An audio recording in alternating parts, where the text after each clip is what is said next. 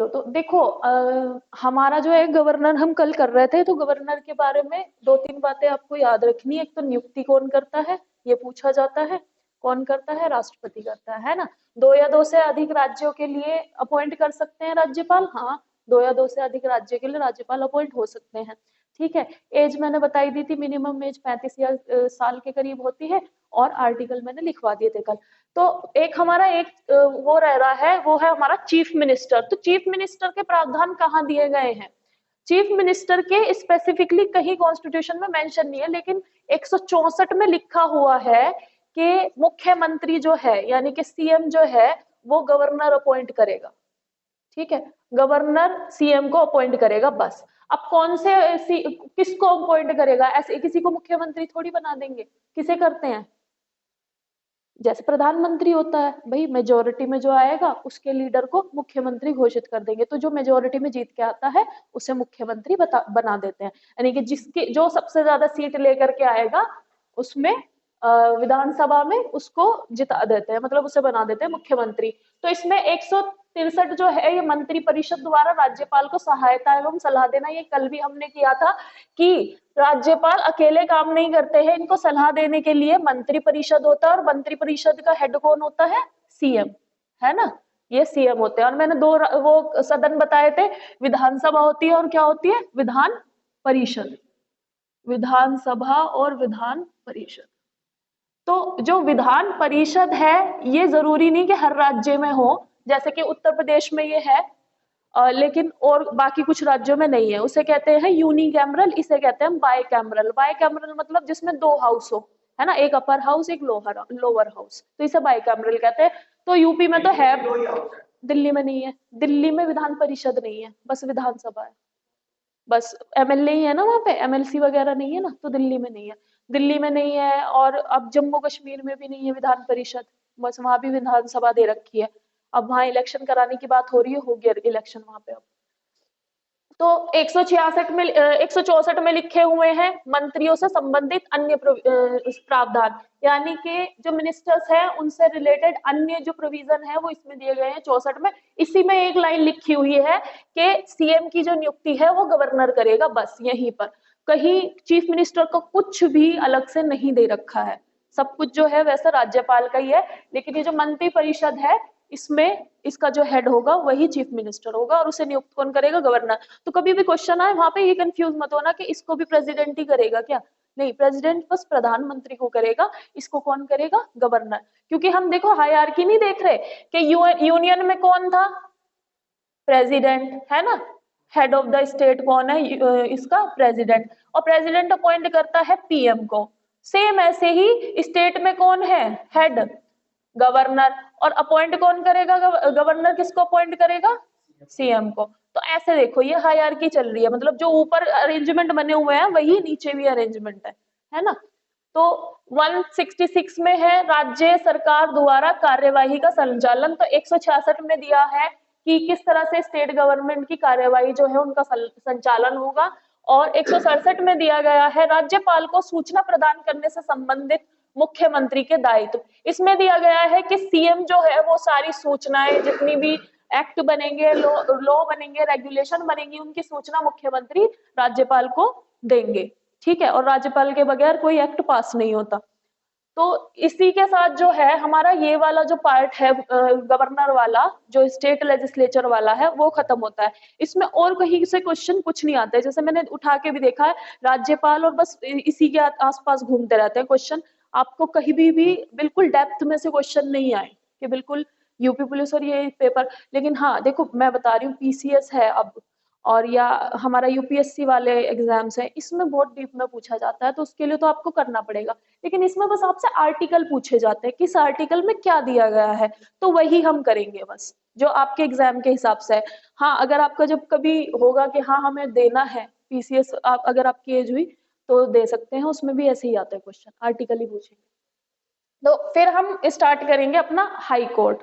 अब high court जो है टोटल हमारे यहाँ पे, सबसे पहले तो इसमें लिख लेना कि कितने टोटल इंडिया में हाई कोर्ट है। अभी एट प्रेजेंट 25 हाई कोर्ट है इंडिया में। ठीक है, अब ऐसा नहीं है कि स्टेट तो 28 है और हाई कोर्ट सिर्फ 25 है। तो 25 जो है हाई कोर्ट का एक प्रोविजन है जो मैंने यहाँ पे, हाँ यहाँ लिखा हुआ है 231 हम पहले ही पढ़ लेंगे। 2 या 2 से अधिक राज्यों के लिए एक उच्च न्यायालय, यानी कि 2 या 2 से अधिक जो राज्य होंगे ना उनके लिए एक हाई कोर्ट बनाया जा सकता है। जैसे कि पंजाब और हरियाणा के लिए क्या है, चंडीगढ़, चंडीगढ़ है ना, जैसे पंजाब और हरियाणा के लिए चंडीगढ़ हाई कोर्ट है ना, सेम ऐसे ही बना सकते हैं 2 या 2 से अधिक राज्यों के लिए एक हाई कोर्ट बनाया जा सकता है। उत्तर प्रदेश का पर अपना ही है जो कि इलाहाबाद हाई कोर्ट है ना। तो इस तरह से बनाए जा सकते हैं प्रोविजन। तो अब स्टार्टिंग से करेंगे अपना आर्टिकल 214। आर्टिकल 214 कहता है राज्यों के लिए एक उच्च न्यायालय। तो इसमें लिखा है कि there shall be a high court for a state. इसमें लिखा हुआ है कि स्टेट के लिए, स्टेट में एक उच्च न्यायालय भी होगा। तो इसमें भी हम हायरार्की देखते हैं। अब हायरार्की क्या होती है, मतलब क्रम, क्रमानुक्रमण, जो भी है क्रमानुक्रम। तो जो क्रमानुक्रम है इसके हिसाब से देखो, यूनियन की जो जुडिशरी क्या है, सुप्रीम कोर्ट है।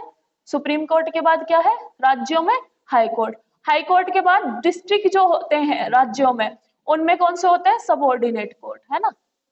तो कोर्ट ऐसे होते हैं इस तरह से, सबऑर्डिनेट कोर्ट।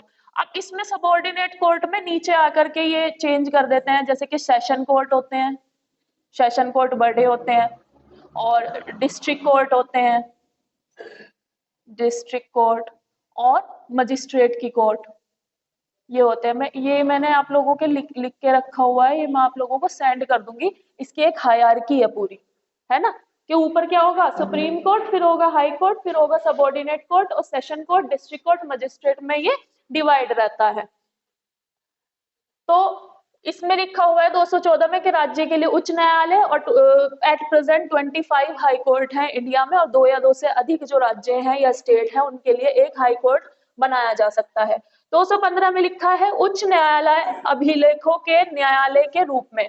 तो इसका इंग्लिश में मैं आप लोगों को बताती हूँ, क्योंकि आप अभिलेख कहीं ना कहीं कंफ्यूज हो जाएंगे। इसे कहते हैं हम कोर्ट ऑफ रिकॉर्ड, है ना। कोर्ट ऑफ रिकॉर्ड हमने वहां भी पढ़ा था सुप्रीम कोर्ट में। सेम यही कोर्ट ऑफ रिकॉर्ड यहाँ पर भी है कि हाई कोर्ट की जो भी प्रोसीडिंग होंगी, जो भी जजमेंट होंगे, जो भी फैसले होंगे, गाइडलाइन होंगी, वो उसको रिकॉर्ड करने का, उनको लिखने का, प्रिंट करके रखने का जो है वो अधिकार है। तो ये कोर्ट ऑफ रिकॉर्ड भी है, high court court of record भी है, सेम है सुप्रीम कोर्ट। और हाई कोर्ट भी जो है वो कंटेम्प्ट ऑफ कोर्ट के लिए पनिशमेंट देता है, कंटेम्प्ट ऑफ कोर्ट, यानी कि आप कोर्ट के फैसले की अवमानना अगर करेंगे तो आपको दंड मिलेगा, है ना। तो ये कोर्ट ऑफ रिकॉर्ड में लिखा हुआ है। एक तो कोर्ट ऑफ रिकॉर्ड में कि वो अपने रिकॉर्ड को मतलब जो भी जजमेंट होगा, जो भी फैसले, डिसीजन जो भी आएगा, उसको प्रिंट करके रखने का, रिकॉर्ड बना के रखने का उनके पास अपना अधिकार है, और पनिश करने का भी अधिकार है। सोल अथॉरिटी है ये हाई कोर्ट। मतलब आपने उसका फैसला नहीं माना तो वो दंड भी दे सकता है, मतलब कोर्ट के पास सोल अथॉरिटी है। 216 में लिखा है उच्च न्यायालय का गठन। गठन मतलब इसका इस्टेब्लिशमेंट किस तरह से होगा। तो इस्टेब्लिशमेंट किस तरह से होगा वो लिखा हुआ है 216 में। अब आते हैं हम नियुक्ति पर। 217 में लिखा है उच्च न्यायालय के न्यायाधीशों की नियुक्ति। तो नियुक्ति में बहुत इंपॉर्टेंट बात याद रखनी है कि नियुक्ति भी राष्ट्रपति द्वारा ही होती है, यहाँ पे गवर्नर नहीं करता, ठीक है। जो हाईकोर्ट के जजेस होते हैं इनकी नियुक्ति के बारे में बस एक बात याद रखनी है कि राष्ट्रपति ही करते हैं, बस रट ही लेना, कहीं पर गवर्नर आ जाए गलती से गवर्नर नहीं लगाना है, क्योंकि गवर्नर नहीं करता इनकी नियुक्ति भी राष्ट्रपति करता है। गवर्नर करता है सबऑर्डिनेट कोर्ट की नियुक्ति, यानी कि जो सेशन के कोर्ट होते हैं ना उनकी नियुक्ति करता है गवर्नर, इनकी नियुक्ति गवर्नर करेगा। कौन से, जैसे कि हमारा जिला न्यायालय है, इसमें जो सिविल जज जो बैठते हैं उनकी नियुक्ति करेगा गवर्नर, लेकिन हाई कोर्ट के की राष्ट्रपति ही करेंगे, है ना। तो प्रेसिडेंट ही करेंगे इनका अपॉइंटमेंट। नियुक्ति का मतलब क्या होता है, अपॉइंटमेंट। अब इसमें एक और चीज थी, अपॉइंटमेंट हो गया, हाँ एज लिख लेना बस इसमें, एज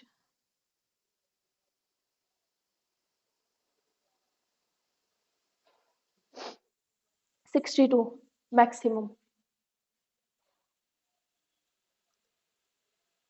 मतलब मैक्सिमम में एज इसलिए बता रही हूँ क्योंकि इस एज के बाद वो रिटायर हो जाते हैं, ठीक है।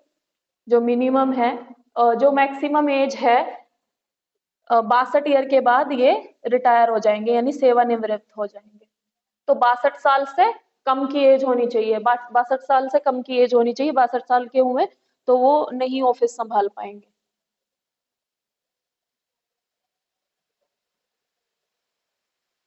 इसके लिए एक और प्रोविजन भी है कि या तो उन्होंने इंडिया में कहीं पे 10 साल के लिए डिस्ट्रिक्ट कोर्ट पे काम किया हो, 10 साल में डिस्ट्रिक्ट कोर्ट के जज के रूप में काम किया हो या तो, और या फिर उन्होंने 10 साल के लिए कहीं पर मतलब किसी भी कोर्ट में, इंडिया के किसी भी कोर्ट में 10 साल के लिए एडवोकेट का काम किया हो, तब उनको वो एलिजिबल होते हैं नियुक्त करने के लिए हाई कोर्ट के जज। कम से कम एज कितनी भी हो सकती है, लेकिन 62 साल से कम की ही एज हो, 62 साल हुई तो वो एलिजिबल नहीं होते। 62 साल उनकी रिटायरमेंट की एज होती है, ठीक है। नियुक्ति राष्ट्रपति करते हैं, और इसमें एज याद रखना 62 साल से कम की एज होनी चाहिए, 62 साल नहीं होनी चाहिए। और इसके साथ साथ 10 साल वो किसी भी इंडिया में कहीं भी काम किया हो, और या फिर 10 साल एडवोकेट के रूप में रहे हो, ठीक है। वैसे ही सुप्रीम कोर्ट के जजेस के जैसे ही चल रहा है, जैसे उसमें दिए गया था, नियुक्ति हो गई। अब 218 में लिखा हुआ है उच्च न्यायालय में सुप्रीम कोर्ट के कुछ प्रावधानों का लागू होना।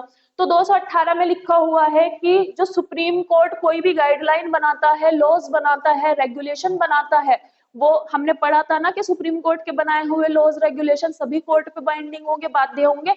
तो इसमें लिखा हुआ है कि उच्च न्यायालयों में सुप्रीम कोर्ट के जो कुछ प्रावधान है वो लागू होंगे, जो अन्य प्रावधान है वो लागू होंगे, जो भी सुप्रीम कोर्ट बनाएगा। वो ये बात लिखी हुई है 218 में।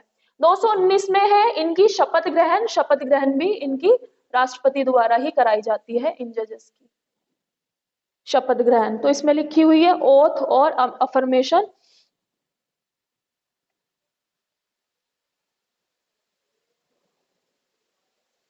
एक मिनट, नहीं राष्ट्रपति नहीं, गवर्नर। इसमें गवर्नर लिखने ला, शपथ तो गवर्नर ही दिलाएंगे,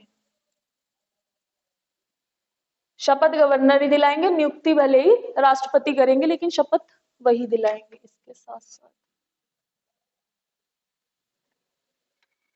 ठीक है।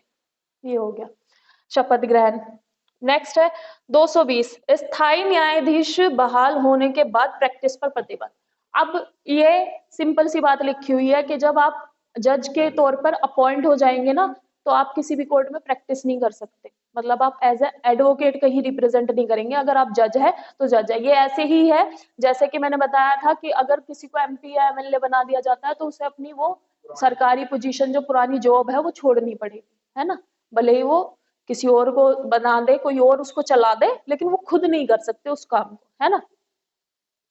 तो इसमें लिखा हुआ है स्थायी न्यायाधीश बहाल होने के बाद प्रैक्टिस पर प्रतिबंध, यानी कि अगर वो स्थायी न्यायाधीश बन गए हैं उसके बाद वो प्रैक्टिस नहीं कर सकते कहीं पे। 221 में इनके वेतन वगैरह लिखे हैं, और वेतन जो है इनके डिसाइड होंगे। देखो इनके भी जो वेतन है वो कंसोलिडेट फंड से ही आते हैं, कंसोलिडेट फंड से, और इसमें पूछा नहीं जाएगा कभी भी कि इनकी सैलरी कौन देता है। 222 में लिखा है न्यायाधीशों का स्थानांतरण, यानी कि ट्रांसफर। अब ट्रांसफर जो है स्टेट गवर्नमेंट कभी नहीं कर सकती। ट्रांसफर के लिए भी मैंने आप लोगों को बताया था सुप्रीम कोर्ट जब हम पढ़ रहे थे कि कॉलेजियम सिस्टम ही न्यायाधीशों के ट्रांसफर के बारे में वो करेंगे। कॉलेजियम, कॉलेजियम यानी कि सुप्रीम कोर्ट के जो 5 जज होते हैं, सीजेआई प्लस 4 अन्य जज की जो एक बेंच होती है जिसे हम कॉलेजियम कहते हैं, वही कहेंगे कि वही डिसाइड कराएंगे कि कहाँ किसका ट्रांसफर करना है ना। तो पॉलिटिकली कभी भी ट्रांसफर नहीं होता किसी भी जज का। जज का ट्रांसफर जो है इसलिए सुप्रीम कोर्ट के हाथों में दिया है ताकि कोई अपने हिसाब से ट्रांसफर ना कराए। आईएएस को घुमाते रहते हैं ना कि अगर किसी आईएएस की किसी एमएलए से एमपी से नहीं बनी तो ऊपर हो जाता है कि तेरा ट्रांसफर करा दूंगा। तो आईएएस की तो मतलब कर देते हैं इस तरह से, क्योंकि आईएएस की जो पोजीशन है वो तो ग्राउंड पे काम करना, उसमें ज्यादा इतना प्रॉब्लम नहीं होता, क्योंकि जज की बात है ना, न्यायाधीश है, उन्हें जस्टिस देनी है, तो इसलिए उनका ट्रांसफर कॉलेजियम ही डिसाइड करेंगे। उनके अलावा उनका ट्रांसफर कोई नहीं कर सकता। इवन योगी आदित्यनाथ चाहे कि मैं इसका जज का ट्रांसफर कर दूं तो नहीं हो सकता, सुप्रीम कोर्ट ही कराएंगे, है ना। सुप्रीम कोर्ट के जज के हाथ में होता है। नेक्स्ट है देखो 223 उधर, हाँ ट्रांसफर हो गया, ये वाला हो गया।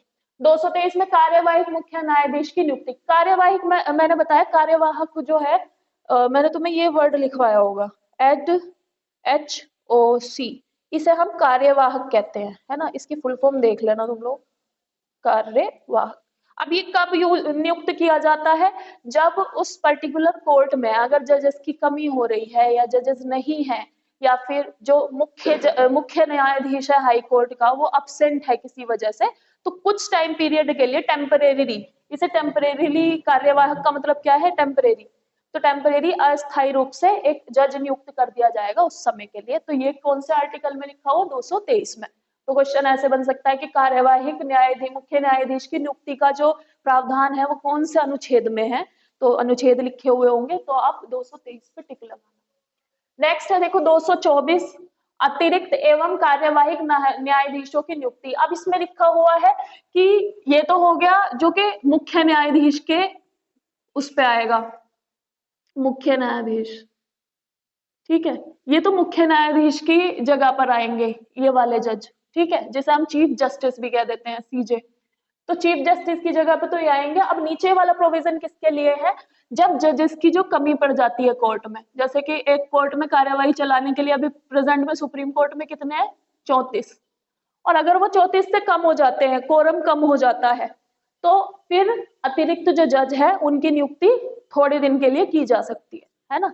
और जब दूसरे जो जज है उनकी नियुक्ति हो जाएगी उसके बाद उनको हटा दिया जाता है। 225 में लिखा है उच्च न्यायालयों का क्षेत्राधिकार। अब देखो जैसे हमने सुप्रीम कोर्ट में पढ़े थे क्षेत्राधिकार ज्यूरिडिक्शन, वैसे ही इनके भी है। तो 226 सबसे इंपॉर्टेंट, सबसे मोस्ट इंपॉर्टेंट लिख लेना इसको, क्योंकि ये सबसे ज्यादा इंपॉर्टेंट आर्टिकल है 226। अब इसे मैं बताती हूँ कैसे। देखो आर्टिकल 32 है, सुप्रीम कोर्ट रिट जारी कर सकता है आर्टिकल 32 के तहत। आर्टिकल 226 के तहत हाई कोर्ट रिट जारी करता है, यानी कि याचिकाएं। अब किसकी पावर सबसे बड़ी है रिट जारी करने की? तुम्हें लगता होगा हाई सुप्रीम कोर्ट, तो नहीं है। सुप्रीम कोर्ट जो है उसके पास अगर आपका फंडामेंटल राइट का वायलेशन हुआ है तभी आप कोई रिट जारी करवा सकते हैं, ठीक है। अगर आपका कोई फंडामेंटल राइट वायलेट हुआ है, यानी कि जो आपको 6 राइट दिए गए हैं मौलिक अधिकारों में से, अगर उनमें से किसी के एक का वायलेशन हो रखा है, किसी का भी, तो आप सुप्रीम कोर्ट में डायरेक्ट जा सकते हैं। लेकिन हाई कोर्ट में प्रोविजन ये है कि high court fundamental right as well as कोई भी लीगल राइट का अगर आपका वायलेशन हो रखा है, ठीक है, कोई भी लीगल मैटर है, लीगल राइट भी नहीं, इसे लिखना लीगल मैटर, कोई भी लीगल मैटर है उसके लिए भी हाई कोर्ट रिट जारी कर सकता है, ठीक है। अब लीगल मैटर कैसे हो जाएंगे? वही कि आप किसी प्रॉपर्टी का मसला है और आपको मतलब उसमें ज्यादा प्रॉब्लम आ रही है प्रॉपर्टी के मैटर में, तो आप रिट भी इशू करवा सकते हैं हाई कोर्ट से, सीधे केस ना जा करके रिट इशू कराकर भी अपना केस आप वहां पे डाल सकते हैं। लेकिन सुप्रीम कोर्ट को, आप सुप्रीम कोर्ट में अपनी प्रॉपर्टी का केस डायरेक्ट नहीं जा सकते ना सुप्रीम कोर्ट में, पहले आपको जाना पड़ेगा ना डिस्ट्रिक्ट कोर्ट से हाई कोर्ट जाना पड़ेगा, हाई कोर्ट फिर ट्रांसफर करेगा सुप्रीम कोर्ट, ऐसे जाता है केसेस, है ना। और कुछ तो अगर सुप्रीम हाई कोर्ट ने फैसला सुना दिया तो वही आपको मानना पड़ेगा, है ना। अपील तो हो जाती है लेकिन केस में जान भी तो होनी चाहिए। तो इस तरह के जो केसेस होते हैं, प्रॉपर्टी के हो गए, डिवोर्स के हो गए, क्रिमिनल मैटर में हो गए, इसमें आप रिट भी जारी करवा सकते हैं हाई कोर्ट से, लेकिन आप डायरेक्ट सुप्रीम कोर्ट से ये वाली रिट अदर लीगल मैटर में जारी नहीं करा सकते, केवल फंडामेंटल राइट में ही करा सकते हैं, ठीक है।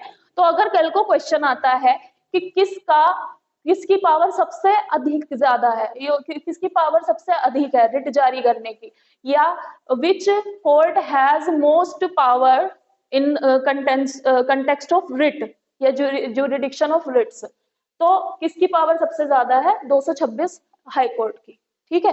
तो 226 बस रट लेना। Writ supreme court writ issue करता है सुप्रीम कोर्ट 32 के तहत और हाई कोर्ट करता है 226 के तहत, तो 226 रट लेना। ये अन्य लीगल जो मैटर होते हैं उनमें भी जारी कर सकता है। 226 के बाद 227 है उच्च न्यायालयों की सभी न्यायालयों पर अधीक्षण की शक्ति। अब ये सेम सुप्रीम कोर्ट जैसी है, जैसे कि सुप्रीम कोर्ट अन्य सभी जो कोर्ट है, चाहे वो हाई कोर्ट हो या सबऑर्डिनेट कोर्ट हो, इन पर आपका अपना अधीक्षण करेगा। अधीक्षण मतलब कि सुप्रीम कोर्ट के बनाए हुए लॉज जो है वो जिस तरह से हाई कोर्ट और सबऑर्डिनेट कोर्ट पर लागू होंगे, सेम ऐसे ही हाई कोर्ट जो भी लॉ या गाइडलाइन बनाएगा वो सारे सबऑर्डिनेट कोर्ट और उसके नीचे जो सेशन कोर्ट है, डिस्ट्रिक्ट कोर्ट है, मजिस्ट्रेट कोर्ट है, इन सब पर क्या होंगे, बाइंडिंग होंगे, बाध्य होंगे। ठीक है, तो पूरा हायरार्की बनी हुई, क्रमानुक्रम है कि ऊपर से नीचे भी वही प्रोविजन है। सेम सुप्रीम कोर्ट को जो दिए गए हैं अधिकार वही हाई कोर्ट को दिए गए हैं। ठीक है, 228 में है कुछ कतिपय मामलों में स्थानांतरण। अब ये भी सुप्रीम कोर्ट से ही आप रिलेट करके पढ़ो। मैंने बताया था कि अगर हाई कोर्ट में कोई केस है और उसके जैसे बहुत सारे केस उसके जैसा केस जो है सुप्रीम कोर्ट के भी पास आ गया, सुप्रीम कोर्ट को लगता है तो सुप्रीम कोर्ट ये अपने पास ट्रांसफर करवा लेगा। ठीक है, सेम ऐसे ही हाई कोर्ट के पास पावर है कि कोई केस जो है हाई कोर्ट के पास आया, वही सेम कोर्ट सेशन कोर्ट के पास है, तो सेशन कोर्ट से वो सीधे अपने पास ट्रांसफर करा सकते हैं और कह सकते हैं कि मैं सुन लूंगा इस केस को। ठीक है, तो ये इसमें लिखा हुआ है, स्थानांतरण हो गया। अब 229 में पदाधिकारियों सेवक एवं उच्च न्यायालयों में व्यय, ये वही बजट वगैरह, खर्चा कितना होगा, क्या क्या वेतन वगैरह, वो सब इसमें लिखा हुआ पदाधिकारियों का, यानी कि जो सुप्रीम कोर्ट में अन्य होंगे ना, जज के नीचे जो अदर लोग होंगे उनके लिए है। ठीक है, ये कभी पूछा नहीं जाएगा, ज्यादा लीस्ट इंपॉर्टेंट। 230 उच्च न्यायालयों में क्षेत्राधिकार एवं संघीय विस्तार, ये इंपॉर्टेंट है कि उच्च न्यायालयों का जो क्षेत्राधिकार है, ज्यूरिडिक्शन, वो बढ़ाया भी जा सकता है। जैसे हमने कहा कि 2 या 2 से अधिक जो राज्य हैं वो हाई कोर्ट जो है उनके मामले देखेगा, लेकिन अगर जो स्टेट है या पार्लियामेंट है वो चाहे तो इनका ज्यूरिडिक्शन बढ़ा सकती है, स्टेट लेजिस्लेचर भी बढ़ा सकता है और पार्लियामेंट भी इनका ज्यूरिडिक्शन बढ़ा सकती है कि किसी और जगह का भी ये मामला सुन ले, है ना। 2 या 2 से अधिक तो बना दिए राज्य, अब 2 या 2 से अधिक किसी और राज्य का भी सुन सकते हैं। जैसे कि कल को अगर ये कहने लगे कि पंजाब जो है और हरियाणा है, इसके साथ साथ दिल्ली के मसले भी चंडीगढ़ हाईकोर्ट ही सुने, दिल्ली हाईकोर्ट ना सुने, तो ऐसे प्रोविजन बनाए जा सकते हैं, है ना। तो ये उस बारे में बात करता है। हाँ, 32 के बारे में देखो, 31 मैंने पहले भी बता दिया था और अब भी बता रही हूँ, इसमें साफ साफ लिखा है कि 2 या 2 से अधिक राज्यों के लिए एक उच्च न्यायालय, यानी कि हाई कोर्ट जो है 2 या 2 से अधिक राज्यों के लिए बनाया जा सकता है। और 232 रिपील हो गया है, रिपील मतलब इसे रद्द कर दिया गया है। इसमें इंटरप्रिटेशन लिखी हुई थी जैसे कि सुप्रीम कोर्ट में लिखी हुई है और ये कुछ काम करेंगे। ठीक है, तो ये रद्द हो गया है। अब हमारा लास्ट जो टॉपिक पॉलिटी में बच रहा था और इतने दिन से ये रह रहा था, ये था पंचायत। ठीक है, पंचायत तो सुना होगा, नॉर्मल नाम तो सुना ही है। ठीक है, ग्राम पंचायत। तो आपको पता है कि 1992 से पहले हमारे यहाँ पंचायत नहीं थी, ग्राम सभा के इलेक्शन नहीं होते थे, जो गांव के सरपंच ऐसे ही बन जाते थे वो बन जाते थे, लेकिन उनके पास पावर नहीं थी, है ना। 1992 से पहले हमारे यहाँ ग्राम सभा के चुनाव तक नहीं होते थे कहीं भी। ठीक है, तो पंचायती राज जो है इसको बहुत ज्यादा जितनी भी गवर्नमेंट आई इन्होंने पास कराने की कोशिश की, लेकिन पास नहीं करा पाई। और बाद में फिर ये राजीव गांधी गवर्नमेंट ने भी कोशिश की इसको पास कराने की, और 1992 में 73वां संशोधन करके, और इसमें एक कमेटी आई थी, उसका नाम लिख लेना, अशोक मेहता कमेटी। अशोक मेहता कमेटी या समिति लिख लेना, या कमेटी लिख लेना, वैसे समिति भी पूछा जाता है, कमेटी पूछ लिया जाएगा। कौन सी कमेटी ने ये पंचायती राज वगैरह रेकमेंड किया था, तो अशोक मेहता कमेटी ने। अशोक मेहता कमेटी ने बताया था कि हमारे यहाँ 3 टीयर होने चाहिए गवर्नमेंट के। कौन कौन से टीयर पता है ना क्या होता है? देखो हमारे यहाँ पे कैसे कैसे गवर्नमेंट बनी हुई है, यूनियन पे है ना, यूनियन यानी जिसे हम क्या कहते हैं, केंद्र सरकार। ठीक है, यूनियन के नीचे कौन है, स्टेट, स्टेट को क्या कहेंगे, राज्य सरकार। ठीक है, और स्टेट के नीचे भी ग्रास रूट पे भी हमें एक गवर्नमेंट चाहिए थी, है ना। स्टेट, हाँ, स्टेट जो है डायरेक्ट नहीं देख सकता ना, छोटे मोटे गांवों के मामले डायरेक्ट स्टेट नहीं देख सकता, तो हमें वहां से भी कोई रिप्रेजेंटेटिव चाहिए था। जैसे कि अब हमारे यहाँ पे ब्लॉक है, जैसे खंड बन गया, मुरादनगर खंड बन गया, या मुरादनगर के आसपास जो गांव है उनमें कौन रिप्रेजेंट करते हैं, प्रधान, है ना। उनकी भी तो आवाज सुनने वाला होगा। अब मान लो यहाँ सिर्फ हम इवन सिर्फ मुरादनगर की अगर बात करें कि यहीं का चेयरमैन आसपास के गाँव को भी देख लेगा, तो ऐसा पॉसिबल है? मुरादनगर खुद एडमिनिस्टर करने के लिए काफी बड़ी है, ठीक है, आसपास के गांव कैसे देख सकता है? ये पॉसिबल नहीं है, इसलिए उस गांव से भी एक एक रिप्रेजेंटेटिव होना चाहिए, ठीक है। तो यही जो जरूरत थी वो ध्यान में रखते हुए पंचायती राज का सिस्टम आया, ठीक है। पंचायती राज का जो है वो हमारे यहाँ पे पंचायत बहुत पुराना कॉन्सेप्ट है पंचायत, है ना, लेकिन इसका कॉन्स्टिट्यूशन में प्रोविजन नहीं था, इसलिए लागू कर पाना मुश्किल था, ठीक है। तो फिर फाइनली 1992 में 73वां संशोधन करके इन्होंने क्या किया, पंचायती राज लागू करवा दिया और एक पार्ट जोड़ा गया कॉन्स्टिट्यूशन में, 9वां पार्ट और 11वां शेड्यूल। अभी हमारे टोटल कितने हैं, 12 अनुसूची है ना, जिसे हम शेड्यूल कहते हैं। तो वो 12 शेड्यूल, पहले 12 नहीं थे, पहले केवल 8 शेड्यूल से, फिर 8 से 10 हुए और 10 से फिर 2 और जोड़े, वे हो गए 12, ठीक है। तो प्रेजेंट में हमारे अगर क्वेश्चन आता है तो कितने अनुच्छेद है, तो अभी फिलहाल में 465 अनुच्छेद, ठीक है। क्वेश्चन आता है कि कॉन्स्टिट्यूशन में अब कितने टोटल अनुच्छेद है, तो 465 अनुच्छेद और 12 अनुसूचियां, यानी कि शेड्यूल है। शेड्यूल बेसिकली लिस्ट है जिसमें बहुत सारे आर्टिकल लिखे हुए हैं पार्ट में डिवाइड करके, ठीक है। तो इसमें एक शेड्यूल, कौन सा शेड्यूल, 11वां या शेड्यूल या अनुसूची जोड़ी गई, ठीक है। अब इसमें जो है आर्टिकल 243 से लेकर के 243 ओ तक लिखे हुए हैं, ठीक है। एक ही आर्टिकल है पर उसे A B C D E F G में डिवाइड किया हुआ है, ठीक है। अब इसमें सिर्फ हम इंपॉर्टेंट आर्टिकल देखेंगे कौन कौन से हैं। तो 243 ए में दिया गया है ग्राम सभा, ठीक है। तो अब जो इलेक्शन होते हैं वो कौन से कहते हैं, उन्हें यही तो कहते हैं कि ग्राम सभा के चुनाव हो रहे हैं, पंचायत के चुनाव हो रहे हैं, है ना। तो वो ग्राम सभा के प्रोविजन दिए गए हैं 243 ए में। 243 बी में दिया है पंचायतों का संविधान। इसमें पंचायत के पूरे जो भी प्रोविजंस हैं वो दिए गए हैं कि गठन कैसे होगा, किस तरह से बनेगा, क्या क्या प्रोविजन है वो इसमें दिए गए हैं। 243 सी में दिया गया है उसका गठन, एस्टैब्लिशमेंट। 243 डी में दिया गया है सीटों का आरक्षण। इसमें बहुत इंपॉर्टेंट है आप लोगों के लिए जानना कि महिलाओं के लिए पंचायतों में जब ये बना था, देखो कब बना था, 92 में 33% रिजर्वेशन तभी दे दिया था महिलाओं को, ठीक है, 33%। प्रॉब्लम तो यही है। अब पता है, अगर डिस्ट्रिक्ट में जितने भी, अब मोदी गवर्नमेंट के टाइम पे भी देख लो, ये पहले भी देख लो, पहले नहीं था इतना, लेकिन मोदी जी ने एडवाइजरी जारी करवाई कि महिला प्रधान ही प्रेजेंट होनी चाहिए, जितनी भी मीटिंग हो, जो भी कार्य हो, वहां पे महिला प्रधान ही प्रेजेंट होनी चाहिए। तो अब जो भी मीटिंग हुई है, और हमारा जो देश है ना, जानकर आश्चर्य होगा कि सबसे ज्यादा महिलाएं प्रधान है हमारी कंट्री में, और हमारे यहाँ से सबसे अच्छा रिप्रेजेंटेशन है। और कंट्री में तुम यूएस की बात ले लो, छोटी सी मैं बात बताती हूँ, यूएस बहुत डेमोक्रेटिक प्रिंसिपल पर चलता है कि हम बहुत अच्छी डेमोक्रेसी है, हम ये है, हमने सबको राइट दिए है। यूएस में अभी तक सिंगल कोई प्रेसिडेंट महिला नहीं बनी, अभी तक भी। जो भी उठती हैं वो हार जाती है, कोई भी नहीं चुनता उन्हें।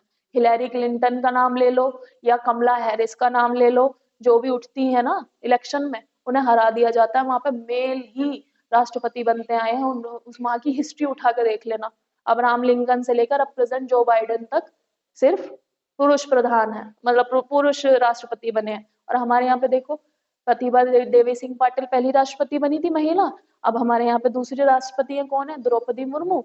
और हमारे यहाँ पे पहली महिला प्रधानमंत्री भी बन चुके हैं, श्रीमती इंदिरा गांधी। और आने वाले समय में भी उम्मीद है कि महिलाएं बनेंगी प्रधानमंत्री भी, ठीक है। तो हमारे यहाँ ऐसा नहीं है, हमारे यहाँ पे, और सबसे ज्यादा जो पंचायतों में रिप्रेजेंटेशन है सबसे ज्यादा महिलाओं का है। जब भी आरक्षण आता है तो महिलाएं जीतती है। तो 33% रिजर्वेशन देने का पर्पस यही है। और ऐसा नहीं है कि महिलाओं को अब बुलाया नहीं जाता, अब सख्त कर दिया गया है कि पुरुष प्रधान तो ऑफिस में भी नहीं दिखना चाहिए, है ना। तो जब इंस्पेक्शन आती है, कोई भी कुछ भी कमेटी आती है, जांच आती है, कुछ भी आता है, तो महिलाओं को ही बुलाया जाता है, ठीक है। तो सीटों का आरक्षण है, इसमें बस एक ही बात याद रखनी है सीटों के आरक्षण में कि 33% महिलाओं के लिए सीट रिजर्व है। 243 में इनका कार्यकाल, तो कार्यकाल आप लोगों को पता ही होगा, बताने की जरूरत नहीं है ना, 5 साल के लिए बस, ठीक है। कार्यकाल इनका होता है 5 साल, 5 साल के बाद फिर से चुनाव कराए जाते हैं। 243F में लिखा सदस्यता से अयोग्यता, यानी कि सदस्यता से उसे अयोग्य कब माना जाएगा? अगर उस पर कोई क्रिमिनल केस चल रहा हो, ठीक है, वो डिस्क्वालीफाई हो, उसने फ्रॉड से कुछ कर रखा हो, तो वो सारे अयोग्य हो जाएंगे, इसके लिए चुनाव नहीं लड़ पाएंगे। ठीक है। 243G में लिखा पंचायतों की शक्तियां, शक्तियों में वही कि पंचायत क्या क्या करेंगी वो सारी चीज, और इसमें मेन जो चीज है 243H में लिखी हुई है टैक्स कलेक्शन। ठीक है, जो पंचायतें हैं वो टैक्स कलेक्शन भी अपने गांव में करती है। ठीक है, तो ये इसमें लिखा हुआ है। और 243O तक लिखने का कोई औचित्य नहीं है, क्योंकि 243O तक जो है वो कोई इंपॉर्टेंट आर्टिकल नहीं है। हमारे जो पंचायत के आर्टिकल है वो यहीं तक इम्पोर्टेंट है।